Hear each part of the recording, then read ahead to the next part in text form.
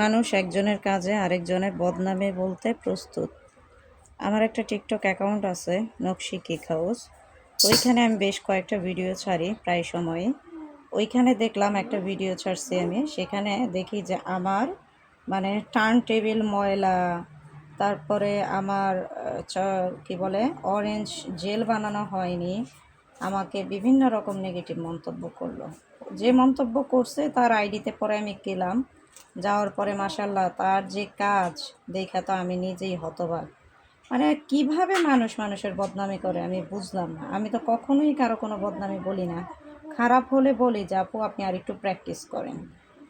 আর মানুষ কিভাবে মানে আরেকজনের বদনামি কিভাবে বলে আমার মাথায় আসে না। আর বদনামি বলে তারা যে কী সুখ পায় আল্লাহ ভালো জানে। তো এই হলো আমাদের মেন্টালিটি। মানুষের আসলে যতই যুগ যাচ্ছে ফরওয়ার্ড হচ্ছে, মানুষের মেন্টালিটি তত বেশি খারাপ হচ্ছে। অনেস্টলি তত বেশি খারাপ হচ্ছে।